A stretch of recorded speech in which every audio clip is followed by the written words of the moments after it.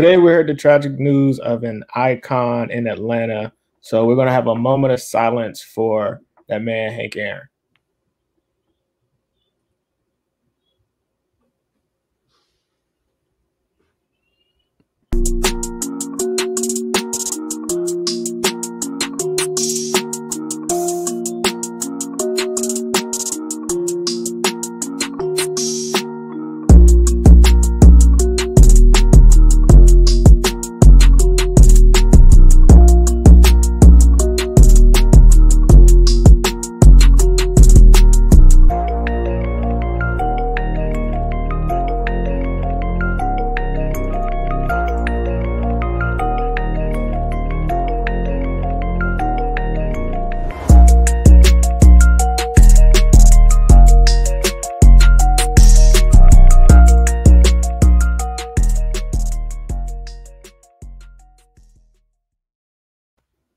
I'm your host, King, and I'm here with my two guests where we'll be talking NFC Championship game. We're here with my guy, Ren Dax from the Pewtercast. How you doing, Ren? I've never been better my whole entire life. Thank you for asking. That's good. Let the people know where they can find you at, Ren. Sure. Best place to find me is on Twitter, at Rendax, REN_DAXT. I'm always down to talk Buccaneers football, but if you don't want to put your tweet out there, it's a little too hot, you can slide in my DMs and I'll talk Buccaneers football with you there as well, too. And you can find at the Pewtercast across all social media platforms. We have over 500 episodes and over 500,000 downloads. We've been doing it for 5 years. Hello. And that's a Ren for you. So I don't think a hot tweet is something should be afraid of people. Want to know why? I just tweeted the other day that Beyonce's overrated, and I'm still alive. So, barely. Barely. That's a good. Hey, you know what? That's a good tweet.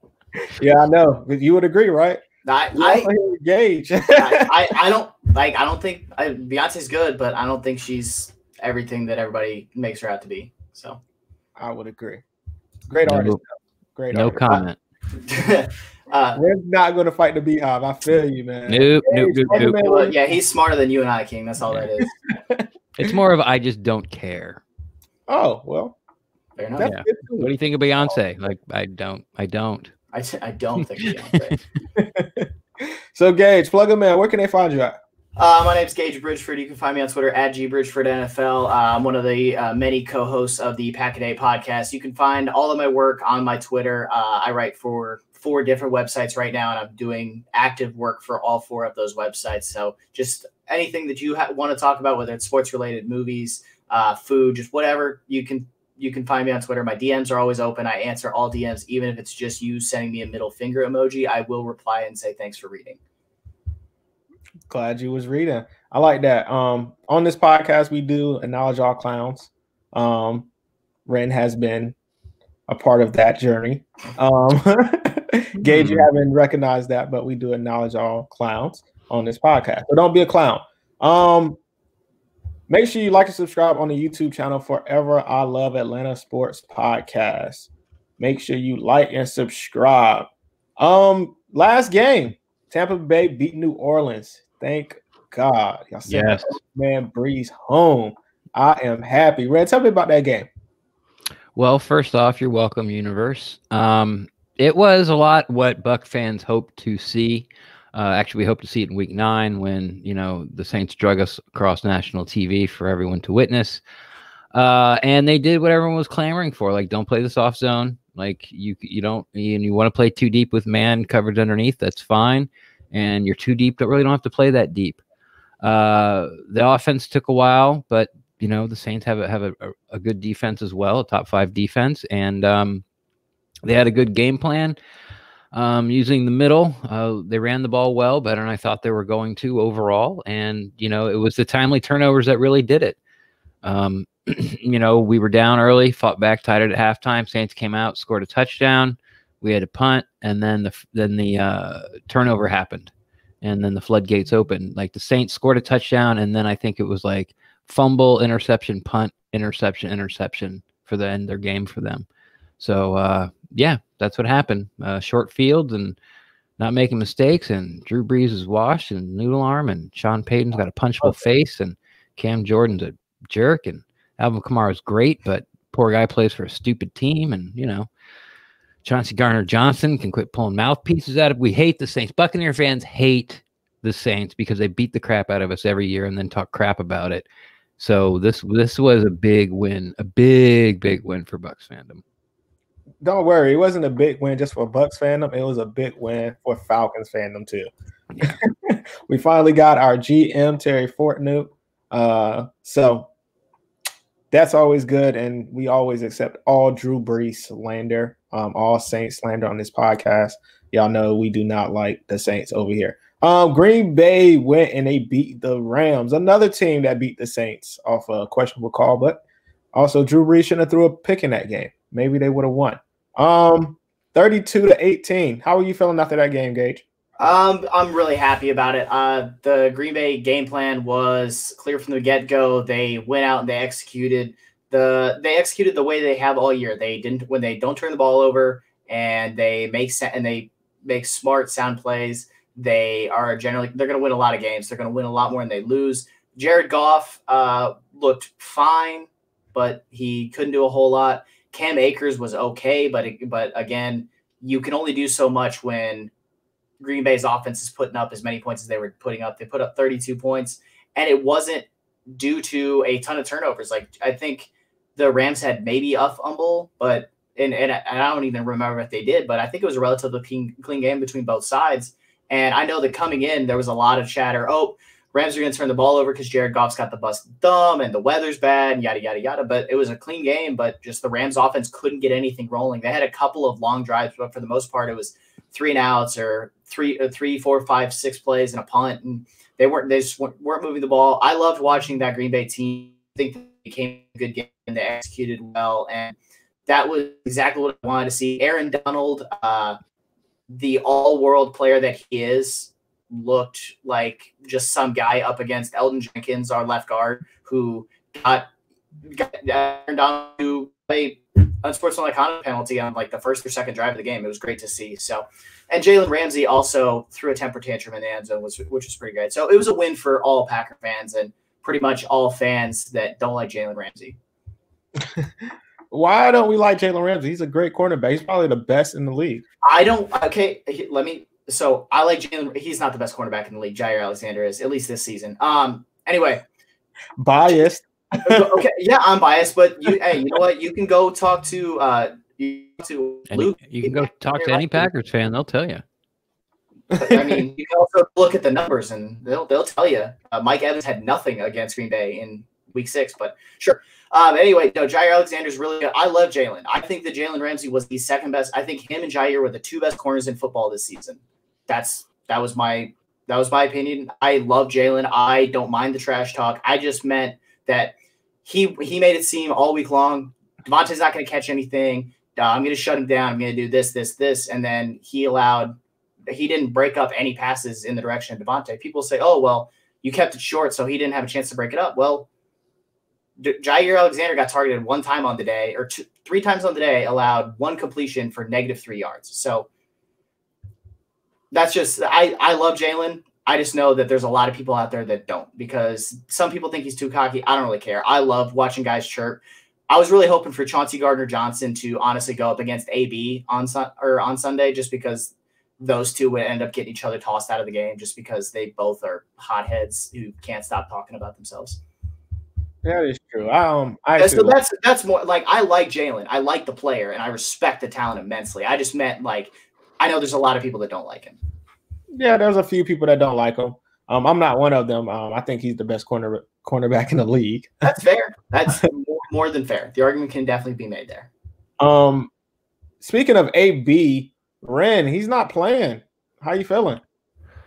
Good. I mean, you know, the Bucs didn't want to roll the Packers at home, and so they decided to city. But no, I'm totally kidding. This is going to be a great game.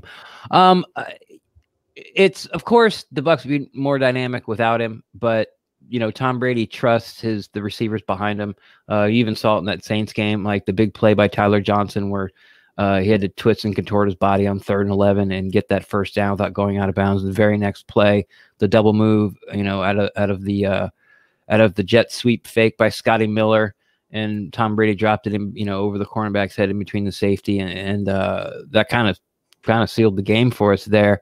So yes, Antonio Brown's more dynamic, and since the bye week, he's played like the old Antonio Brown. I think he has 5 touchdowns in 5 games, including the Washington game, playoff game.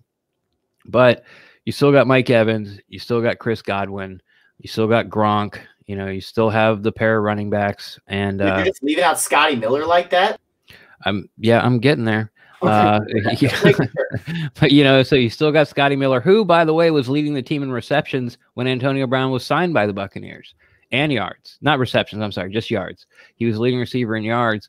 And then Tyler Johnson, who everyone thought was this huge steal, getting him in the 5th round in last year's draft, can't even get on the field because, you know, of the guys in front of him. So it's probably the deepest position the Buccaneers have. It's one of the deepest position groups in the entire league. So yes, I would like Antonio Brown there, but it's not like losing a quarterback, or it's not like losing, like it'd be losing Kelsey for Kansas City, or, you know, or losing Devante Adams for Green Bay. Like there's other guys there. And plus there's 2 guys there that are producing just as good as he is. So, you know, yes, I'd like to have him, especially for the short passing game. Antonio Brown's feet are second to none. He can make you miss in space, like that short, just give him the ball out there, and he could take a screen pass and take it 80 yards. Bucs really don't have another player like that on the team. But again, there's plenty of people that can pick up his slack and do some different things. Yeah, I would agree with you there. His acquisition to the team, I think, was just a let me get my wording right before I say this. Later on in the season type player, but I don't think he's much needed in this game, like you said. But somebody that is needed in this game would be Davonte Adams, who is the best wide receiver this year, in my opinion. Talk to me about Davonte Adams, Gage. Devante Adams, like you said, has been the best wide receiver in football this year. I know that there's going to be people that say, "Oh, it's only because you targeted him 100 and whatever times a game." Yeah, or whatever. You can know that Devontae is going to get the ball. It's similar to AB. His footwork is outstanding. There's big physical corners will try and jam him. Speed corners will try and just stay with him with his shiftiness, but just the way he moves off the line of scrimmage just isn't fair. And I love watching his footwork because he's such a technician with his stuff. And you don't necessarily see that with guys that are Devontae size. He's like 6'2", 210, 215 area. And generally when you start seeing guys that are getting 6'2", 6'3", they're more of like either physical guys, or if they have the speed like DK or Julio Jones, they're more speed guys. Devontae is almost like a slot receiver, or like a shifty guy in a big guy's body. So he's got like an AB skill set, but he's not the size of AB. So I love watching his footwork. There's not a lot you can do to defend him. It's more of just, let's just hope to contain him type of thing. Kind of like playing against James Harden when he was in Houston. You know what? James is going to get what he gets. We'll just have to let that happen, and we'll try and contain everybody else. With Green Bay, Devontae's going to get his touches. That's just how he is. He's that good. You can cover him. You can put 3 guys on him, and he's still going to get touches in the game just because of how the type of player that he is. You just got to hope that you can contain everybody else alongside him. Like that's what happened in the Rams game last week. Did Devontae have the best game of his season? No, he caught like 6 passes for like 60-some yards and his touchdown. But on the other side, you had Allen Lazard had the deep ball and could have had 2 deep balls if he didn't drop the first one. You had MVS, who if Rodgers hits him, MVS has a like 90-yard touchdown, but Rodgers missed him because he overthrew him a little bit. So it's a matter of Devontae's going to get what he's going to get. You got to focus on slowing down everybody else. Yeah, I would agree with you there. And you mentioned Allen Lazard, who's in his 2nd year. Talk to us about Allen Lazard for people that don't really watch a lot of Packers games. So for people that don't really watch Allen Lazard or don't really watch Packers games, Lazard is I think he's like 6'4", 220. He's a big, tall, springy dude. And he went on the Pat McAfee show earlier this week, like on Tuesday, and was kind of talking. And he said that he wanted to be a basketball player growing up. He grew up in Iowa. He wanted to go be a basketball player. That's what he always thought he was going to do because he could jump high. He was always really athletic. And then it ended up basketball wasn't his thing, football was, and it's worked out really well for him. People see him as just a jump ball guy because he is so tall and he can jump so well. But he's much more than that. He's really good on, like, if you run him across, like, on a long drag route across the middle of the field, he just gradually gains separation. He's not fast. He's not going to run away from guys, but he's just the connection he has with Rodgers. And this is something that has always been there in Green Bay, where Rodgers, when he gets a connection with a receiver, whether that's Devante, Jordy Nelson, Greg Jennings when he was there, Randall Cobb, they seem to be able to read each other's minds. Like on the play that Green Bay scored a touchdown, the long one to Lazar, it was Rodgers called out to Lazar, and you can hear it if you go watch the live version of the game. You can hear him say to Allen, tell him to go to a different spot, and then Lazard, like, he blocks really well because he's big and physical, and then so he sells that, and then he's gone. And he outran Darius Williams and I think it was John Johnson III, who those guys aren't slow. They're not like speedy guys, but they're not slow in any way. But Lazard just blew right past them. So Lazard is he's your big physical corner that complements like Adams. He's like kind of the downfield guy in terms of jump ball situations, while MVS, the third banana or the third receiver there is your speedster guy. He's fast, he's long, he's lanky. He's the guy that you're going to use to try and take the top off the defense. Yeah, I understand that. We're going to talk about another second-year player out there in Tampa Bay. If you don't know who this guy is, he's not watching football. He wears number 45 like Deion Jones. Probably the best linebacker in the league, Ren? No. Oh. He's not.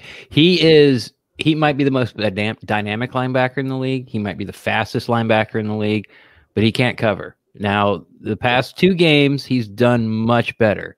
But his rookie year and most of this year, the first 14, 15 games this year, like, he has no feel for zone whatsoever, and he overcompensates. He thinks he's bigger, stronger, and tougher. So what he does is he'll punch like at the tight end at about 3 yards past line of scrimmage, and the tight end will swim move him. Now all of a sudden he's in trail and he's facing the wrong way. So the tight end's already by him because all his momentum's going this way, and he gets in trail and has to catch up. Yeah. So if you wanted to tack the middle of the field, you would locate Devin White and throw at him. Now, since the bye week, what Todd Bowles, the defensive coordinator of the Buccaneers, decided to do is like, well, okay, we'll just blitz him then. He just spies the back. So if the back stays in the block, Devin White goes after the quarterback. The back goes out, on a wheel route. Devin White takes him. The back goes out on a leak screen. Devin White takes him. So that's some ways they've been doing it, but you can't do that all the time because then eventually the offense will exploit it and the middle of the field will be wide open. If you always know it's wide open, then good teams, and this is where we are right now, will figure out a way to move the ball just down the field, just using the middle of the field. So you saw the game that he had against the Saints because he was back there for the fumble recovery. He had the big pick. His running back skills. A lot of people don't know this, but when he went to LSU, he was recruited as a running back, and you saw that stiff arm come out twice on those interceptions against the Saints. That also helps him when he's doing those green dog blitzes, those delayed blitzes, to be able to pick through the line. He's a really good blitzer. Like, he's an excellent. Anytime I see him go, I'm like, that's not good. I don't know who's got to block him. That's not good though. He is so fast. He's actually like a blur on the screen. Like, that's the thing that makes him, like, other than like Demario Davis is a big physical guy who can run people over. Devin is just going to run. I just see him run by blockers at times.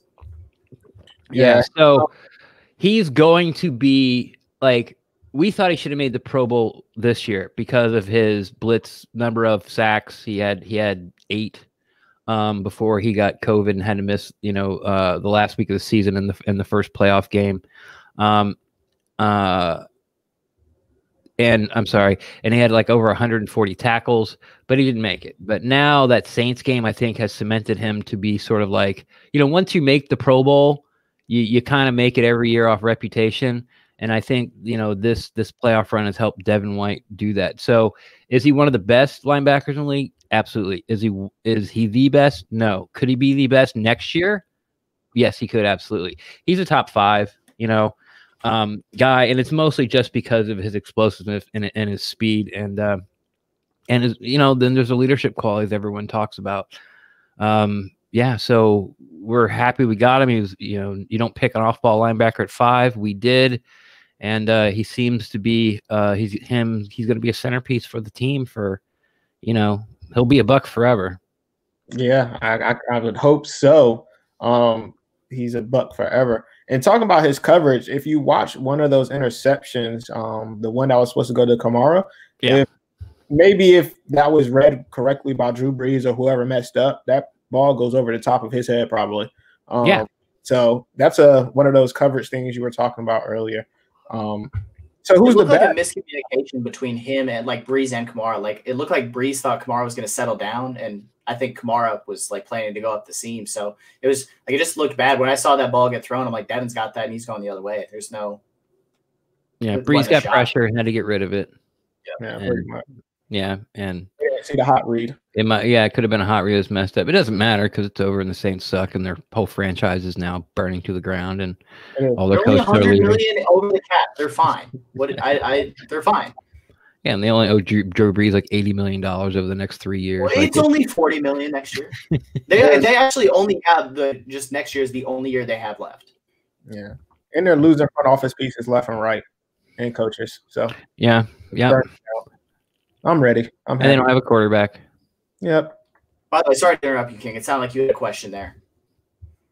No, I said they don't have a quarterback. Oh yeah, my question: Who's the best linebacker in the league, in your opinion? Wagner. No, not Wagner. I'm sorry, Warner.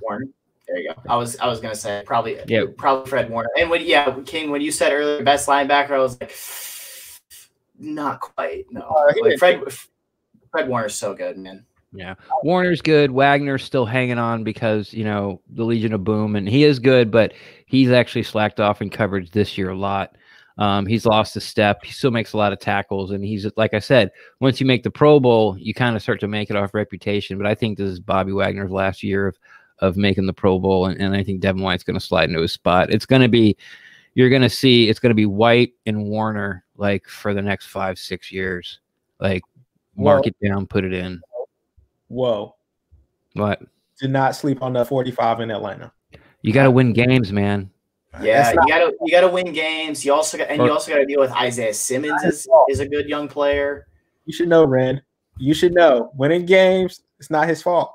I know. I'm not saying his fault. I'm saying he's not going to make the Pro. You're not going to win games. Davonte Adams has been the best linebacker in the league for 10 years. He has one Pro Bowl. He made the All-Pro and didn't make the Pro Bowl. He made first team All-Pro and didn't make the Pro Bowl. You got to win games and make the Pro Bowl. And you guys aren't going to win games. So and the thing about like Devante David, like Ren, I know you've seen the comparison between Kuechly and Bobby Wagner. How Devante for their careers, because like they all came into the NFL. I don't know if it was the same year, but pretty much the same year. They were basically like Devante dominated like every single statistical category. He had like more sacks, more picks, more fumble recovery, just more everything. Everything except tackles, and he's only like 100 behind. Yeah, and everyone's like, Kuechly and Wagner are better. It's like, okay, Devante David has more counting stats than all of them.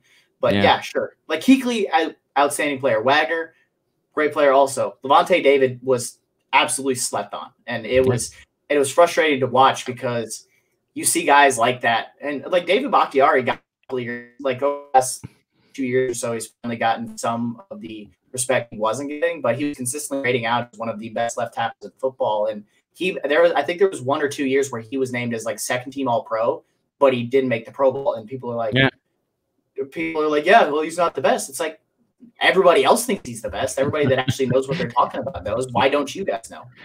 And we've had pods before because a lot of Bucks get overlooked because we don't win, and we've had pods where like the Pro Bowl it's broken. Because the people that vote on it, first off, are us, so we're going to vote for all our guys, no problem. But the people who have bigger fan bases, like our Twitter page has like 785,000 followers. The Cowboys have 10.1 million. So, so it's a little bit unfair there. But then the other people that vote on it are writers or beat writers. But if you don't play Seattle, you don't know what kind of year Bobby Wagner's having.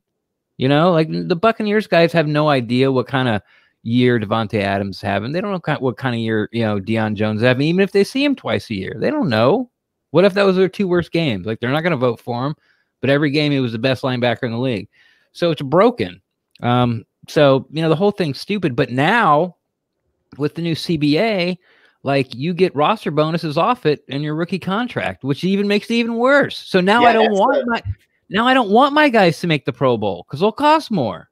And the part that's messed up is there's guys that miss out on bonuses because they don't make the Pro Bowl. Like I know there's a couple of guys. I think Jordan Poyer, Bill's safety, he had in his contract a bonus for making the Pro Bowl, and he did not make it, and he didn't get a bonus. And I can't even remember how much the bonus was, but I know it was not exactly cheap, and he didn't get it because didn't get enough votes.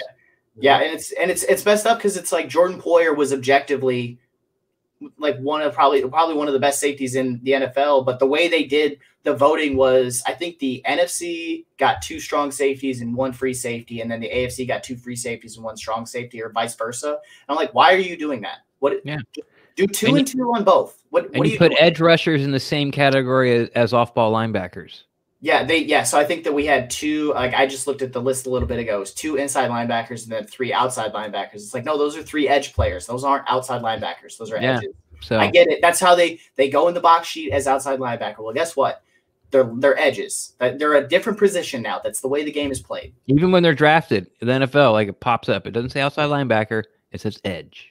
Exactly. Yeah, and that's something that just came up in the last year or so, where they have guys listed at, like Chase Young was an edge. He wasn't a defensive end. He wasn't a off-ball linebacker. He was an edge, and that's how I know they just started doing that recently. Yeah. And there was a lot of draft guys who were really thrilled about it because they're like, finally, quit putting outside linebackers and edge guys in the same category and then being confused why one outperforms the other massively in certain drills. Yeah, and they need a slot corner position. That is true. Yes and no. For the Pro Bowl, yeah. If you're gonna bring a kick return to the Pro Bowl, bring a nickel corner. Oh, you're talking about the Pro Bowl. Yeah. Okay. Oh, that's fair. Like in the draft, it can just be corner.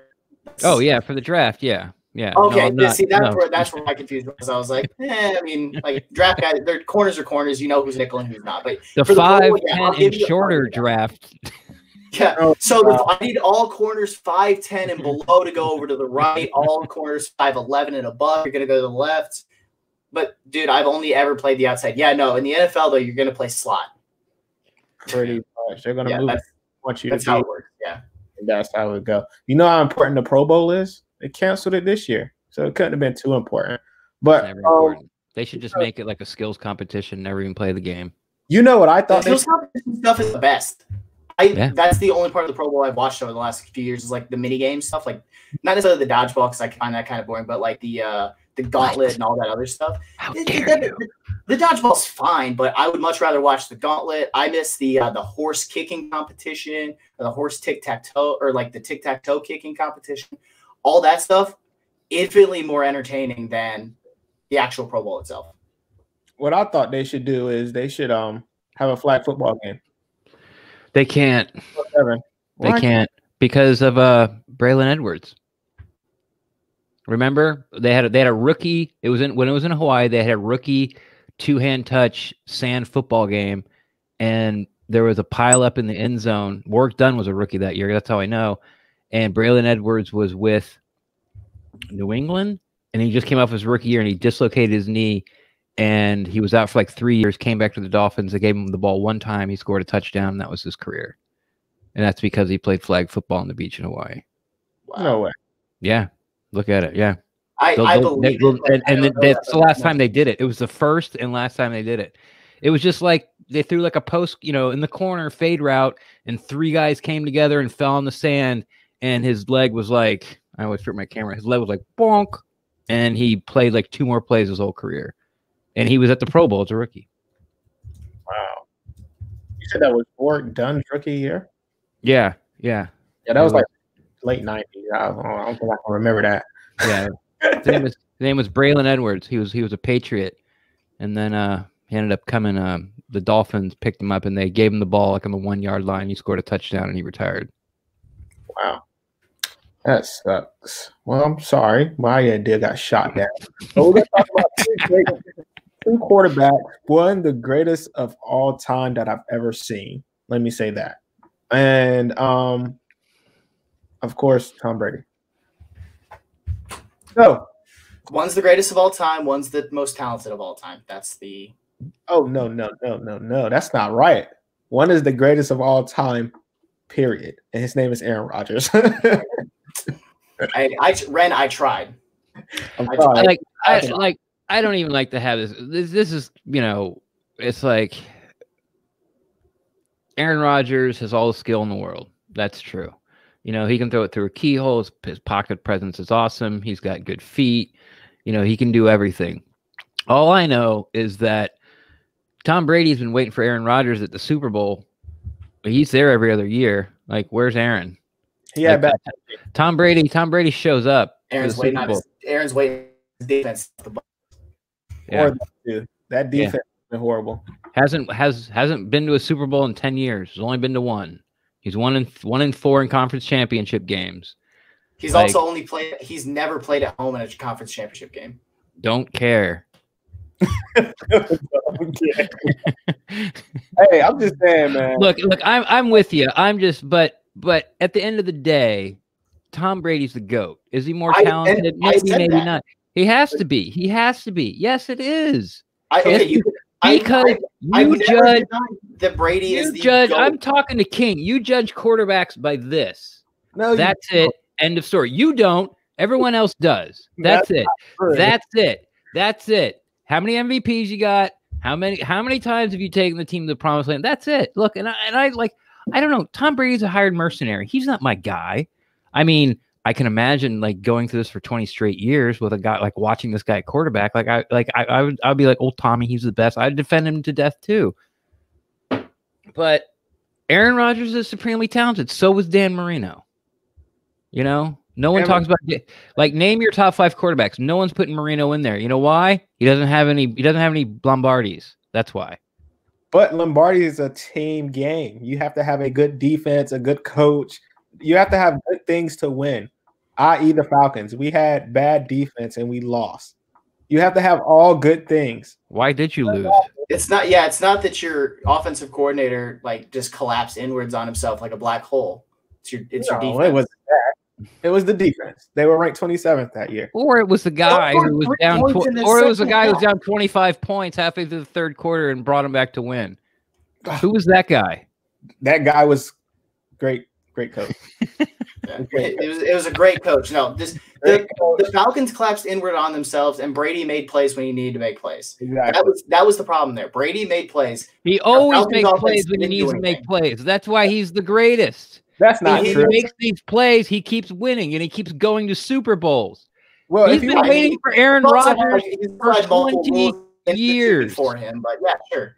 He's also had multiple rules instituted to make life easier on him, like the tuck rule, the no tackling quarterbacks low rule. There was the game against the Seahawks where they won the Super Bowl, where Julian Edelman is clearly concussed on the field and got to stay in the game.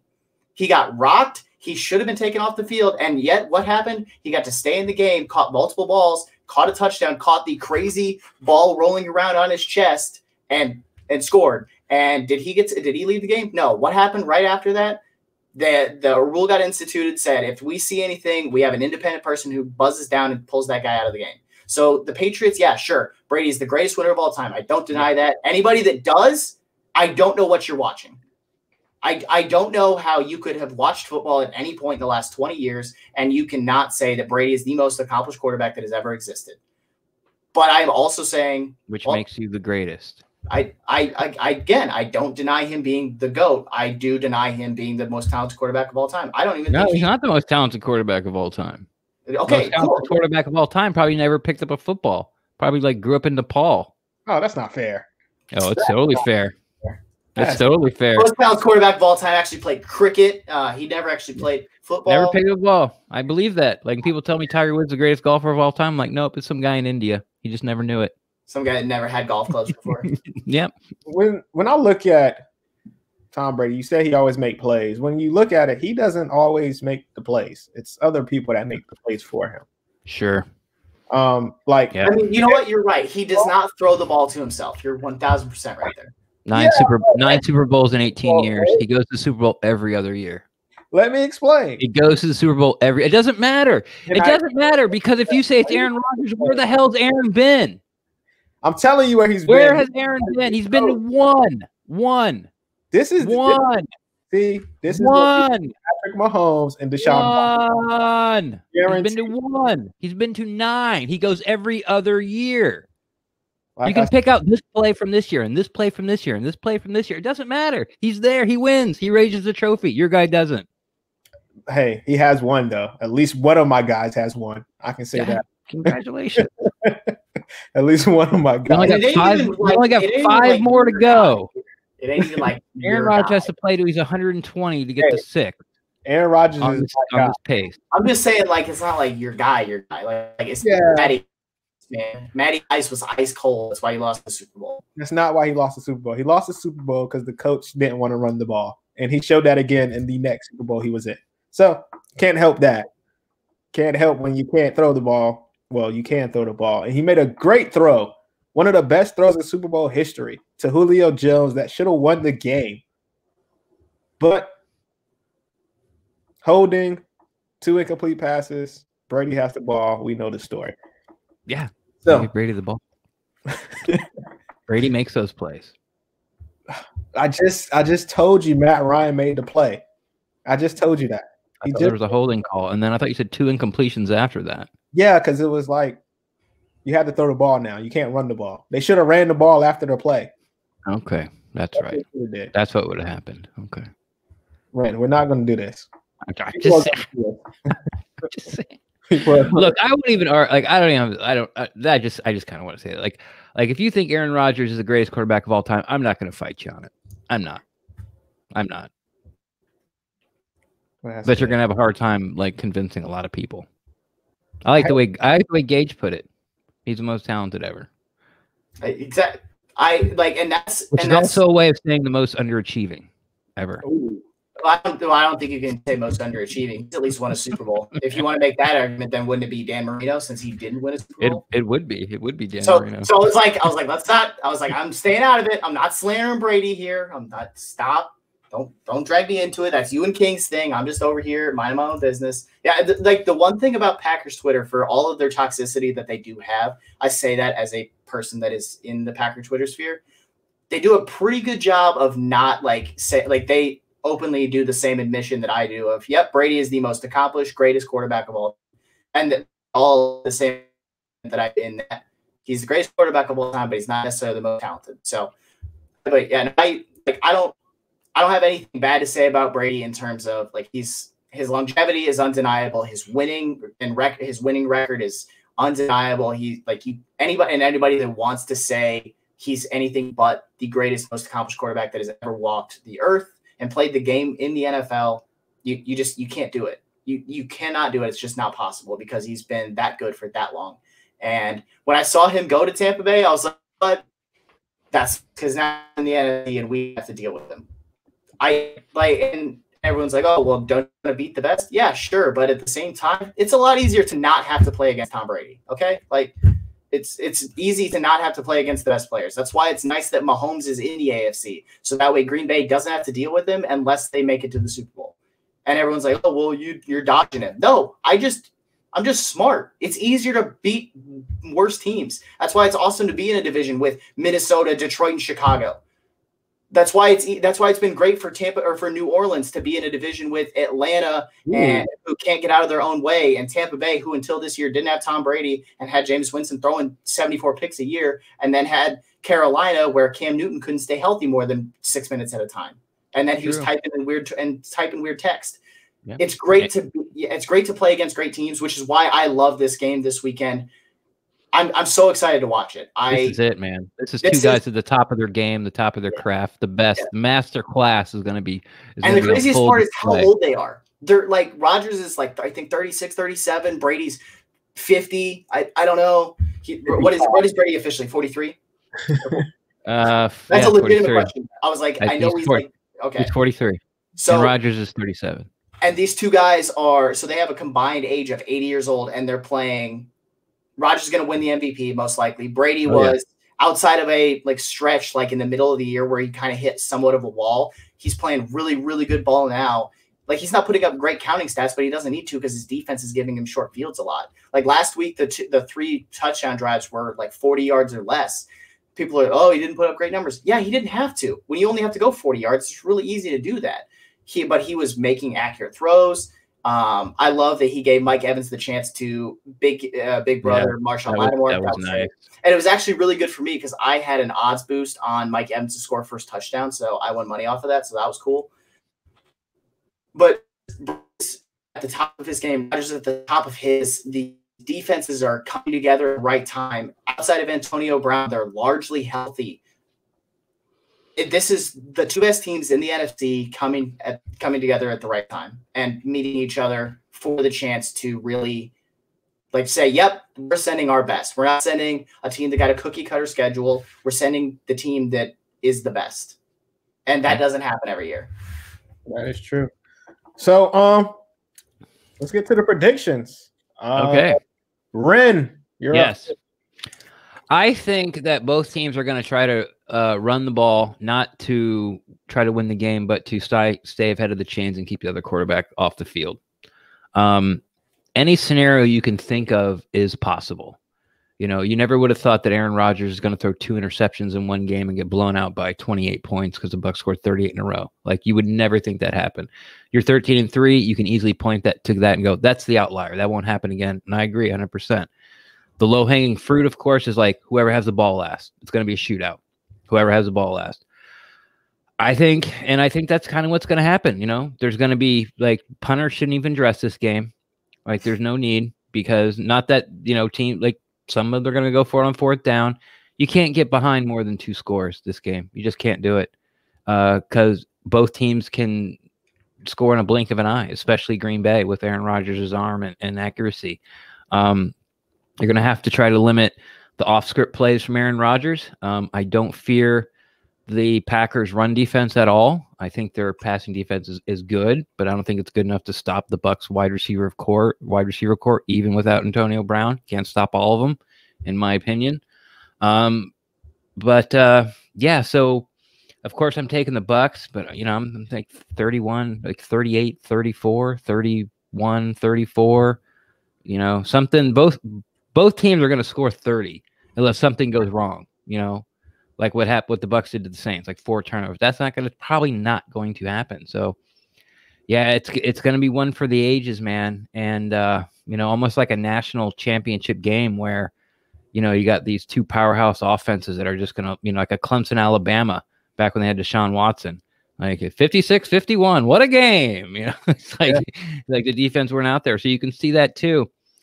There is no key to the game. Here's what I think. Here's the key to the game, and I honestly think that these teams are so close. I think the Packers offensively are exactly where the Buccaneers are, except they're a year further down the road. Like, they've had the extra year in LaFleur's offense, so Aaron Rodgers has that extra 16 games, 17 games of connection with his receivers. So, but I think they both do the same thing. Like, they're both multiple. They both use a bunch of running backs. He can throw to anybody. They have some tight ends they can use.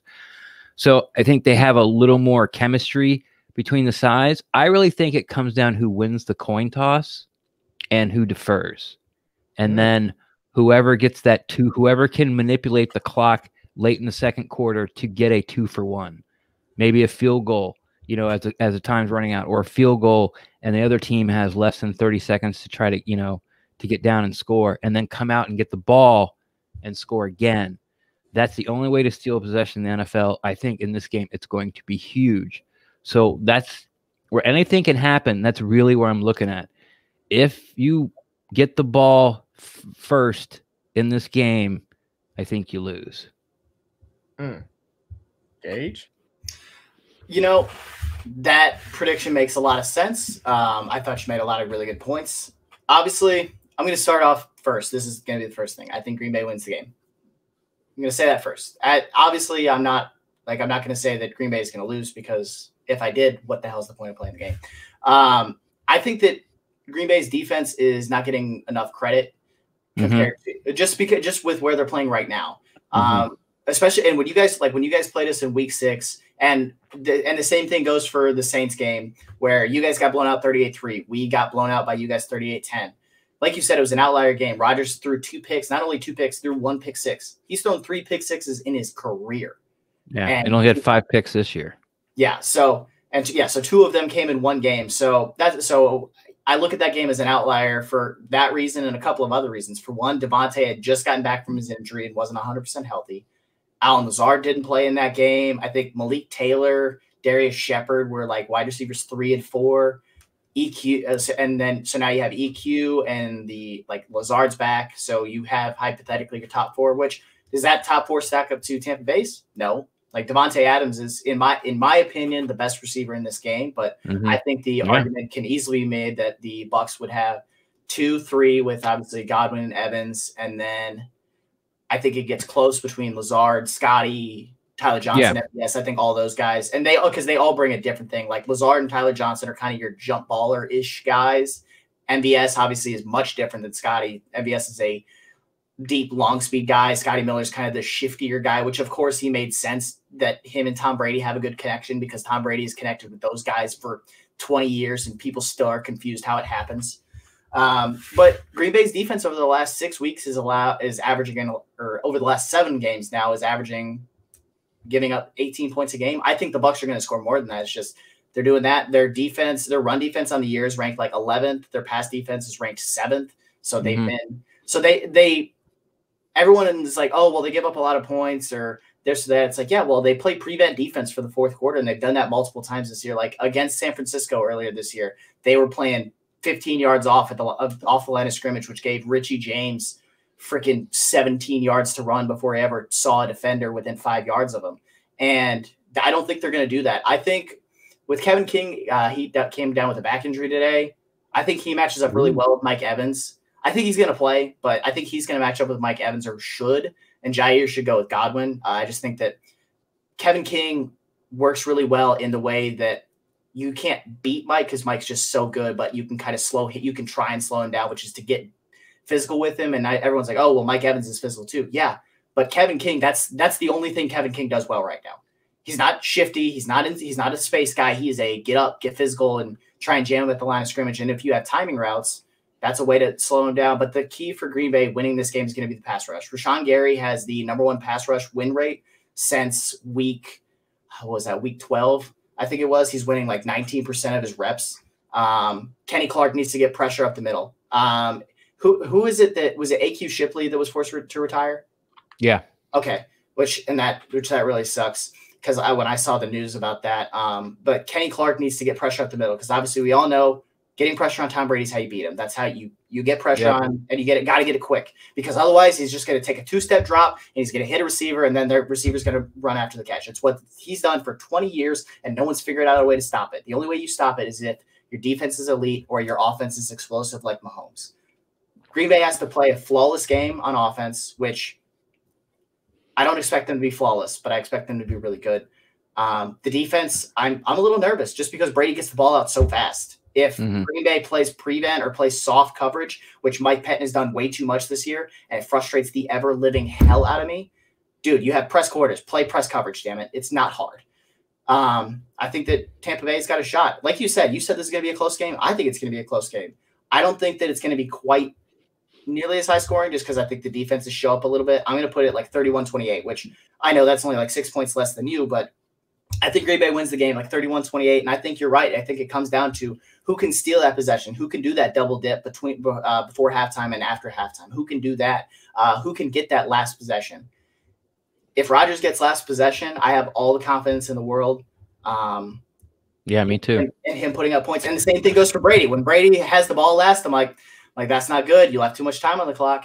It's gonna be so much fun. I'm gonna be so uncomfortable for like 3 hours. Yeah, no, that's how I've lived all year long. Like, Green Bay just forever makes me uncomfortable. They did it in the Rams game. Like that game ended up being a 14-point win, but on the AJ Dillon fumble, I assume you guys watched the game or saw parts of it. AJ Dillon fumbles the ball at your own like 30-yard line.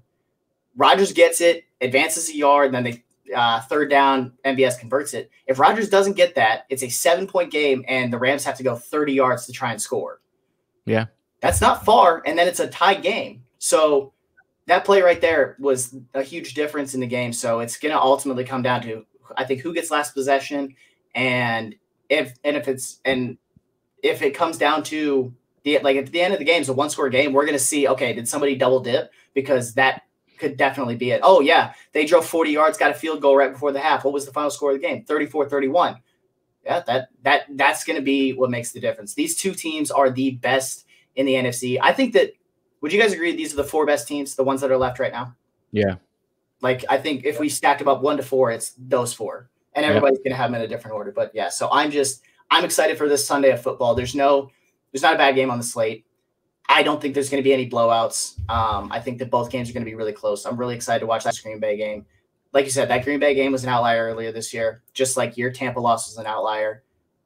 I'm just excited to watch it. I've said it 17 times on here now, but it's understandable. I'm just ready to watch these two teams play, because Tampa Bay playing New Orleans last week, that was the first time I felt that they had played a good team since like November, because their end of their schedule was so soft. It was Minnesota, Atlanta twice. Sorry. You had Minnesota, Atlanta twice, Detroit without their entire coaching staff. And then our first game was Washington in the playoffs. Yeah. So it's just watching them play New Orleans last week. I was like, there we go. I was like, they exercise their demons. And now if Green Bay gets the chance to exercise theirs, or they get or Tampa Bay gets the chance to say, nope, that game wasn't a fluke. We're the better team. So that is true. I get to get my predictions, which is always my favorite part of the show, because I've been right a lot this year. I've not been wrong. So. Wow, pat yourself on the back there. I'm going to toot my own horn. I'm gotta toot my own horn. So we are going to talk about the last time my guy Aaron Rodgers was there. He lost to my team. So that's always good. But I got a jersey on the line, and I need my Aaron Rodgers jersey. I got to get it, and it has to have the Super Bowl logo on it. I have to get my Aaron Rodgers jersey. So that's what I'm going to pick to win. That's the only way I get my Aaron Rodgers jersey if they win the Super Bowl. Yeah, those are hard to find. Yeah, I know, but I'm going to get it. Like, I think you can find Tom Brady Super Bowl jerseys at the thrift store. See. You thought he was being serious. Nah, he's making a good joke. Like, it's a good joke. I can't even be like mad. I'm like, damn it, that was a good one. I mean, you got to go back 10 years. Like, what were you doing 10 years? Did you even care about jerseys 10 years ago? I had a Magic jersey 10 years ago. Well, he's gonna get one this year, though. So okay. He's gonna do me a favor. He's gonna beat Tampa Bay, which is a team in a division that I do not like. So I'm going all Green Bay, man. I just hope they win. I'm not even gonna. What's the score? 38-17. Damn. Wow, you're dumb. It's a little. it's a little hate in there, just a little bit. A little. Man, right. It could happen. Like, anything can happen. It could happen. It could. It won't, but it could. Hey, I wouldn't bet on it, but it could happen, man. You know, fumble here, return there. I mean, the Bucs have had a history of not starting fast, and as I mean not starting fast, I mean like 3 and out, like 2-3 times in a row to start a game. So yeah, it can happen. It can happen. And the fact that Aaron Rodgers playing at home is a boost. It is his year, Rand. I'm just gonna let you know. I feel you. It's been a lot of people's years, and a lot of, it was Matt Ryan's year a while ago. See, but I didn't have confidence in Matt Ryan. I'm gonna be honest. Okay, well, I was nervous the whole game, but I've also been a Falcons fan my whole life. Exactly. So I've seen a lot. I've seen a lot. But make sure 100. No, I don't feel comfy. I don't feel comfortable. To this day, I still don't feel comfortable. But that's my guy. I love Matt Ryan. He's a great quarterback. He is. He's top 10. Bottom 15. But okay. Wow. Yeah. I love Matt Ryan. That's my guy. He's bottom 15. Damn. Hey, this year, he hasn't been that good this year. He's had a lot of bad games. He's been real cold. A lot of bad games. I do call it like I see it. He's had a lot of bad games. It doesn't make him any less of a Hall of Famer that he's going to be, but they stripped him of running backs, and then they gave him a defense that decides to get on the bus after the third quarter. Why do you guys just hate Todd Gurley, man? Why does everybody hate Todd Gurley? I don't hate Todd Gurley. He's not any good. He has a chronic knee. He can't play anymore. I'm sorry. He can't play anymore. I got a chronic knee too, but what? I ain't washed yet. Hey, he's washed. You are if you try to run up the middle on an NFL team. You're super washed. Oh, yeah. By the way, that's one quick thing I forgot to mention. If Green Bay tries to run outside, it's not going to work. Green Bay has to go up the middle. And I know Vita's playing, but they have to run up the middle in order to be like. I think it's a detriment to the Bucks that Vita Vea is playing. They're going to stop the run so much that Aaron's going to have to throw more, and that's what they do better. So if I was Todd Bowles, I would use Vita Vea on third down only, passing downs only. And I would use him for interior pressure. I wouldn't waste him on first down. By the way, so there's a Bucks fan out there, and I'm not going to blow up his act because he's clearly not he's not a big name. Ren does it all the time. This guy, okay, well, at WM28 Noel, you have no idea what this man has been doing. He's a rare breed. When all is said and done, he'll be responsible for 3 sacks and a ton of pressure. That's talking about Vita Vea. And that was in reply to someone saying he hasn't played ball in 3 months or even practiced till this week. He's a 350-pound dude coming back from a busted ankle with almost no live ball to warm up. So I don't know what to expect. All I know is that Vita Vea is freakishly strong. He's one of the only guys that put up 50 reps of like 7 people in combine history. He actually didn't even get the most reps his year because Quentin Nelson beat him by 2. Vita Vea put up like 53 and Nelson put up like 56. The record's like 59. He's like, I've seen him stop Derrick Henry while holding the center with one arm and reach out and grab Derrick Henry and then squeeze them together. He is freakishly strong. He's a freak period. Like, man, he's so good. Yeah. So, I mean, I really miss that interior pressure, but I don't know what to expect from him. And with Bakhtiari gone, you guys kind of shuffling some pieces around. Jenkins is phenomenal on the inside, but we'll see what kind of with Vita Vea in there, what it does, it frees up the edges because you have to double Sue or Vea or both. You have to. Well, I mean, and then at least one-on-one on the edge. Corey Linsley's also really, really good. In fact, all pro. Like he's so. Did he play that first Green Bay game? I think he might have. I can't remember. Yeah, I can't see that game. He got banged up at one point. I just can't remember what game it was. David Bakhtiari left that game, and then you put in Ricky Wagner, who's not playing left tackle right now. Billy Turner's playing left tackle. Yeah, but he's just a guy. Okay, that's fine. That just a guy was at one point blocking Aaron Donald one-on-one last week. So that same Aaron Donald you said was not the same guy that he normally is. But Vita Vea is on one leg, so he's not the same guy. So you don't have to double him. So you can one-on-one him with Corey Linsley, and then you got Elton one-on-one with. You were at Bucks practice. You saw Vita Vea on one leg. I've seen clips of it. Okay. I've seen clips of it. He's again. I said he's really good, but he's not going to be the same guy. So I'm not as concerned about him. He also doesn't bring pass rush, that's the whole. He doesn't bring the pass rush that everyone wants him to bring. He doesn't. He's not Grady Jarrett. Sorry. Oh man! Wow. All right. Grady Jarrett's more of a pass rusher. Vita Vea is a much better run defender. He's both. Welcome to Forever I Love Atlanta podcast. We talk all sports, including how bad Tampa Bay sucks and how Aaron Rodgers is going to win a Super Bowl this year. Any plugs, Gage, before we get up out of here? No, nothing to plug really. I'm working on a ton of stuff. You can find it all on my Twitter at @GBridgefordNFL. And like I said at the very beginning, I respond to every single DM sent my way, even if it's just you sending me saying, hey, that article you wrote today sucked. I'm going to say, hey, thanks for reading. Everything that I write gets put out there. There's just too many sites for me to try and plug all at once here. I'm not super cool like Ren and just have one place to worry about. Well, don't feel bad that you're in the boat with a lot of people. Best place to find me is on Twitter at Rendax, REN_DAXT. I'm always down to talk Buccaneers football. You can find the Petercast across all social media platforms and all podcast app, and of course on YouTube. And we do go live as soon as it hits 000. We go live on YouTube. We've been getting 300, 400 people in our live chat after this game for these past few games, so it's been really good. And all are welcome. Like Atlanta fans are welcome. Green Bay fans are welcome. We've actually had a couple of Green Bay fans in because we've been doing some crossover episodes with Tom Grossi. He's a huge Packer YouTuber. And the only rule is like, just don't be a jerk. Like you want to come in and talk a little smack, that's fine. You start a fight, you're going to get booted.